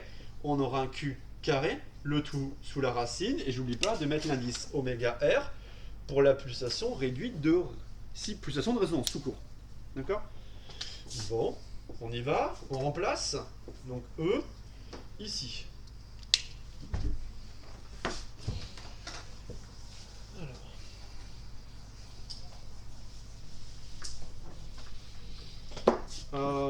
Ouais, alors là c'est la zone interdite, c'est vrai. Je vais pas le mettre là, c'est la zone ici. Ici. On y va, je réécris là-haut. Comme ça vous verrez. Ici. Alors. Là, c'est encore plus simple. On va remplacer oméga r par son expression. Oméga r carré. Oméga r carré, il est où? Il est là. Oméga r carré égale oméga 0 carré, facteur de 1 moins 1 sur du q carré. Mais c'est encore mieux. Parce que là, j'ai oméga r carré sur oméga 0 carré. Les oméga 0 carré vont simplifier. Donc, dès que j'ai le rapport oméga r carré sur oméga 0 carré, je remplace par 1 moins 1 sur 2q carré. On y va, c'est parti. Donc, j'oublie pas la racine au dénominateur. Donc, racine de quoi? Racine de 1 moins. Je mets tout de suite ma parenthèse. Parenthèse quoi? Parenthèse 1 moins 1 sur 2q carré.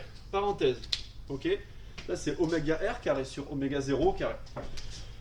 Attention, tout ça, toute cette partie réelle, tac, tout ça c'est au carré.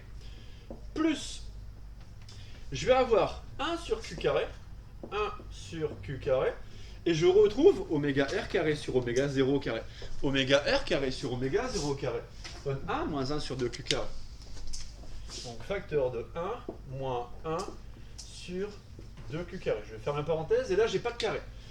Bon, j'oublie pas de fermer la racine. Bien. Une fois que j'ai ça, je vais mettre E au numérateur. Ici, alors ici dans la parenthèse, sous le carré, je peux simplifier. J'ai 1. Ok? Moins, plus 1 sur 2Q2. D'accord? Ça fait 1 sur 2Q2. Le tout au carré, ça fait 1 sur 4Q4. Donc ici, j'ai la racine carrée. J'aurai comme premier terme 1 divisé par 4Q4. Il n'y a que ce terme-là qui reste, d'accord? Sous cette différence des carrés. Donc 1 sur 4Q4 plus, là je peux développer 1 sur Q carré. Là, attention, j'aurai moins 1 sur 2Q4. 1 sur 2Q4, je ferme la racine. Voilà. Vous me le dites, hein, ça va pas.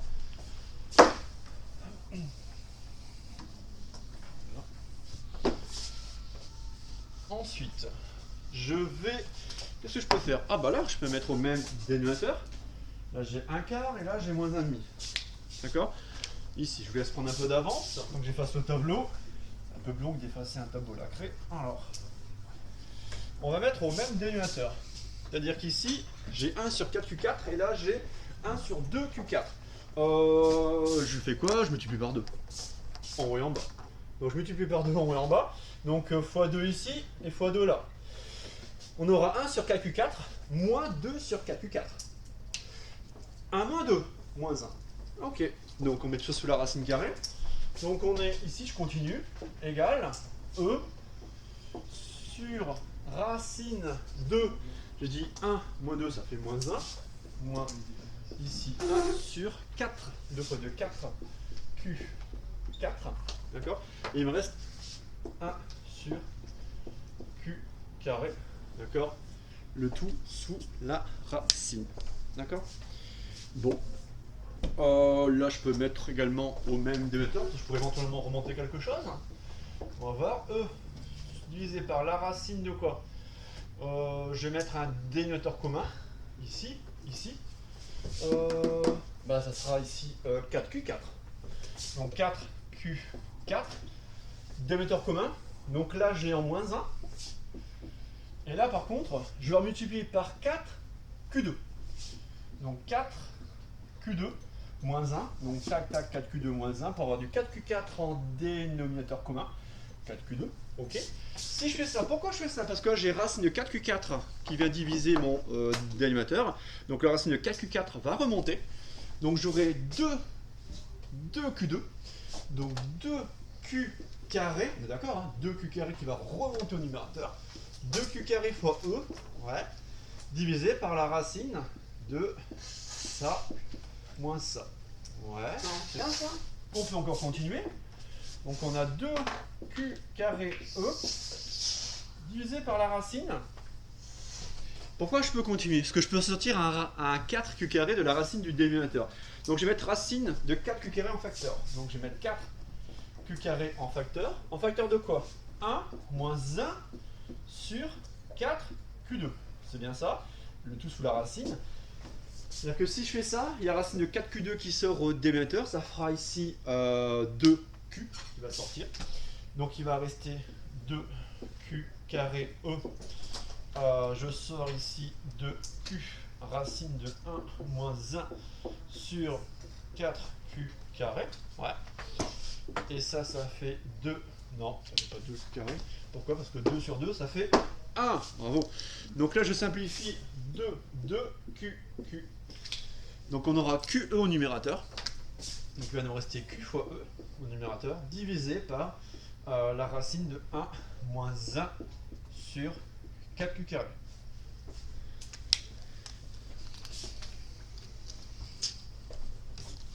Résultat final.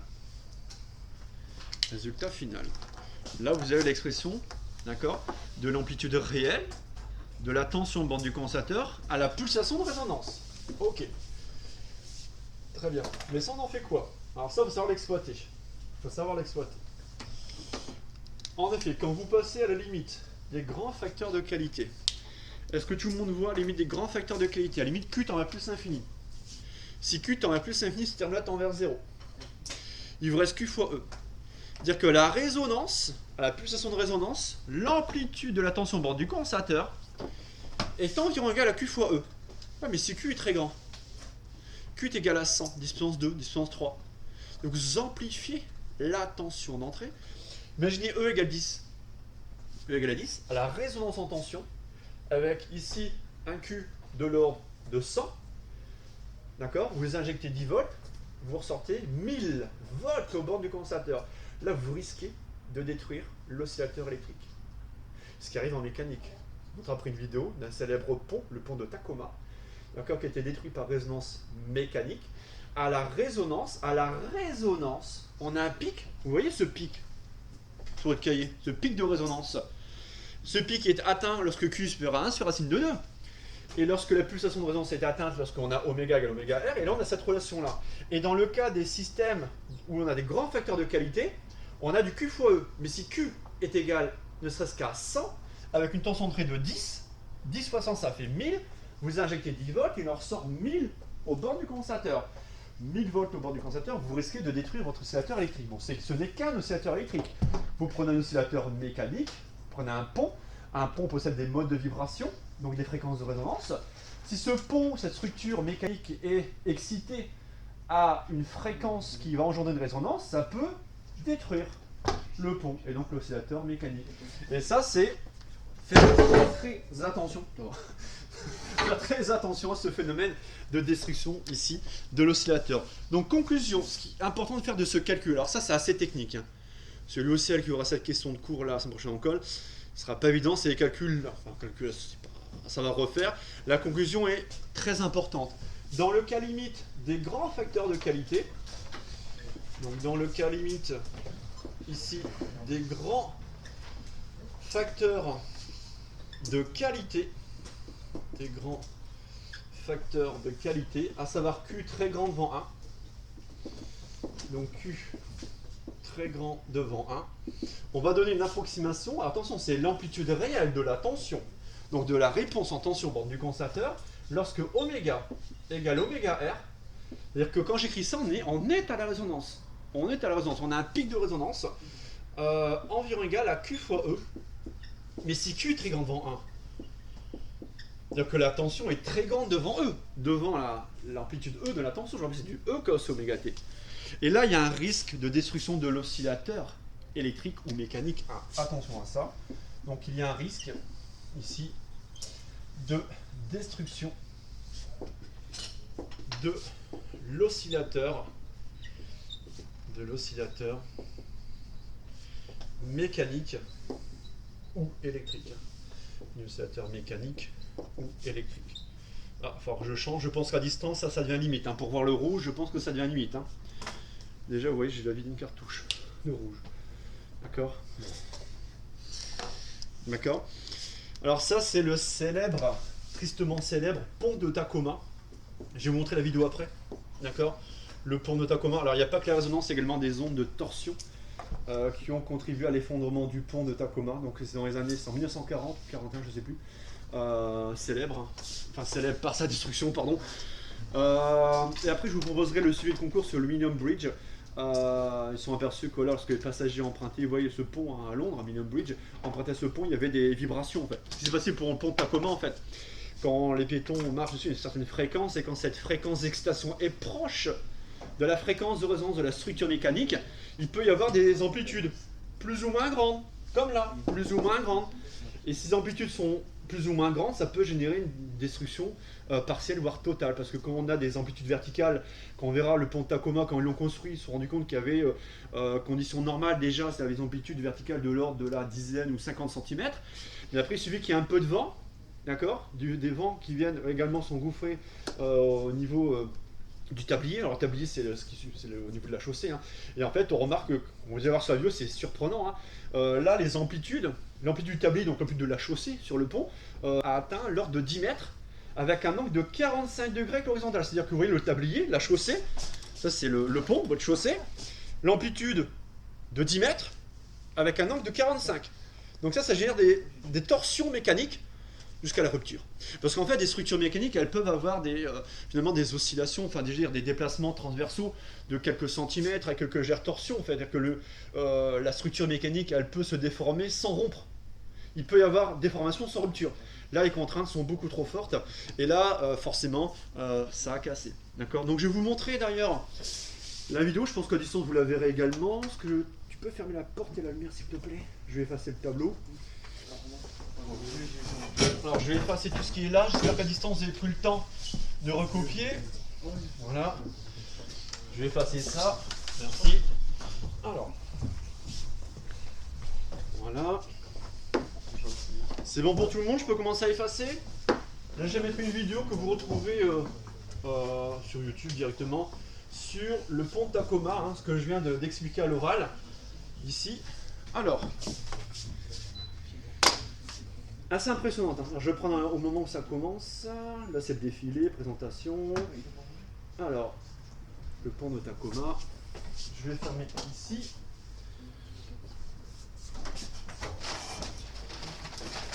Également, licence de cinéma.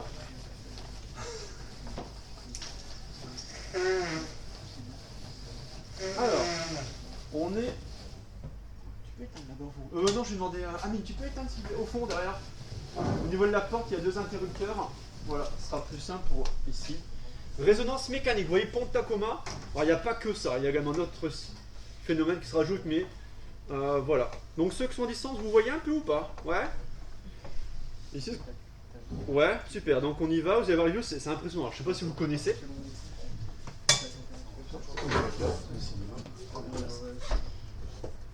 Alors vous voyez déjà, voilà, ça, plein de photos de vidéos. Regardez déjà les amplitudes verticales, ça commence à se déformer, donc là ça se déforme. Les métaux sont relativement élastiques, il n'y a pas de rupture. Pour l'instant, il n'y a pas de rupture. Vous voyez quand même, hein, le tablier, ce qu'il fait. Donc là, ils l'ont vu arriver, il n'y a pas eu de victime. Hein, personne n'a pris le pont à ce moment-là, rassurez-vous. Mais par contre, vous voyez, là on a la résonance. Les légères déformations qu'on a buccalement, elles sont amplifiées. Elles sont très très largement amplifiées. Et vous voyez, à bout d'un moment, bah, ça va se déformer et ça ira jusqu'à la rupture. Hein. D'accord ? Donc là, on est en 1940 et en fait, les ingénieurs se sont rendus compte qu'à la construction, le pont, le tablier oscillait déjà légèrement, mais légèrement. En présence de vent latéral, il y avait des légères oscillations. Mais là, ce jour-là, en plus, le vent soufflait, c'est pas non plus trop important. Regardez là. Il y avait quelqu'un. Voilà. Ah. Alors, les résonances sont dues à quoi? Bah, c'est un phénomène complexe, c'est-à-dire que là, vous voyez, en fait, ce sont des tourbillons hein, qui ont engendré, finalement, qui ont amplifié, finalement, vous voyez, les oscillations naturelles du pont. Parce qu'en fait, naturellement, ce pont oscillait. Vous voyez des oscillations verticales de l'ordre de quelques centimètres, mais là, on est de l'ordre de 5 à 10 mètres. Mais ça, ce sont, en fait, vous voyez, les tourbillons, en fait, qui sont engouffrés sous le pont. Alors, j'ai vérifié, hein, il faisait entre 70 et 80 km/h, c'est pas énorme. Mais déjà, à l'origine, ce pont était déjà sujet à bouger énormément. Bah, avec le vent, ça s'est amplifié, il y a résonance. Il suffit pour cela que la fréquence excitatrice, d'accord, soit égale à la fréquence de résonance. Et quand il y a résonance, ah bah là ça... Oui, le tablier, on passe à 45 degrés. Hein. Le tablier, vous voyez, on passe à 45 degrés. Et là, vous voyez... alors, vous voyez, comme c'est assez élastique, hein. Ça bouge, on dirait pas. Mais au bout d'un moment, on va à la rupture. Hein. On va à la rupture. Hein. D'accord? Bon, ça met du temps. Alors ça, c'est réel. Hein. C'est pas un montage. Hein. Vous voyez, regardez. 7 novembre 1940. D'accord? Là voilà, ouais, ça y est. Là c'est fini. Là c'est terminé. Vous voyez, alors là, il faut que ça lâche, ça lâche. Hein. D'accord? Voilà. Résonance mécanique. Il faut bien comprendre qu'on a un système qui a ses modes propres de vibration. Et quand le vent, le phénomène extérieur qui procède d'une fréquence d'excitation, un GBF, arrive exactement à la fréquence de résonance, et bien ça amplifie. Comme pour la tension bande du condensateur, à la puissance de résonance, la tension bande du condensateur peut être 10, 100 fois supérieure à la tension d'entrée. C'est la résonance mécanique. Alors c'est plus gênant la résonance mécanique que la résonance électrique. L'électrique, la capacité, bon voilà, on la change. Mécaniquement, là ça cause de gros soucis. D'accord? Voilà, donc cette vidéo, vous la retrouvez, il y en a plein, il y a énormément de vidéos, il y a plein d'articles de physique dessus. Alors c'est plus complexe, hein, il y a également des ondes de torsion qui se rajoutent, il y a la résonance et des ondes de torsion. Bon voilà, c'est comme... mais à l'origine, voilà, comme de la résonance mécanique. D'accord? Est-ce qu'il y a des questions sur ce qu'on a fait aujourd'hui sur la résonance, qui est comme un gros morceau? Bon, je suis désolé d'avoir fait en TP dans l'après-midi, mais bon, on ne va pas faire autrement. Pour ceux qui sont à distance, est-ce qu'il y a des questions sur ce qu'on a fait? Non? Tout va bien? Non? Ça va? Cube. Ouais, alors par contre, on va retirer, on remet ça en arrière. Voilà. Ok. Alors, par contre, pour ceux qui sont à distance, j'ai pour demain matin, je ne demande pas d'être présent, avec le groupe en présentiel de 8h, 8h30, on va continuer les exos de ce matin. C'est-à-dire qu'on va continuer l'exo numéro 1 demain matin. D'accord? Je vous demanderai de le faire chez vous. D'accord? Donc je vous demande de faire l'exo numéro 1. Je ne vais pas vous demander de vous connecter pour corriger un exo pendant 20 minutes demain matin. Je ne vais pas vous faire ça. Par contre, je vais vous demander de reprendre, de chercher, de reprendre la correction chez vous. D'accord? Voilà. Donc ça, je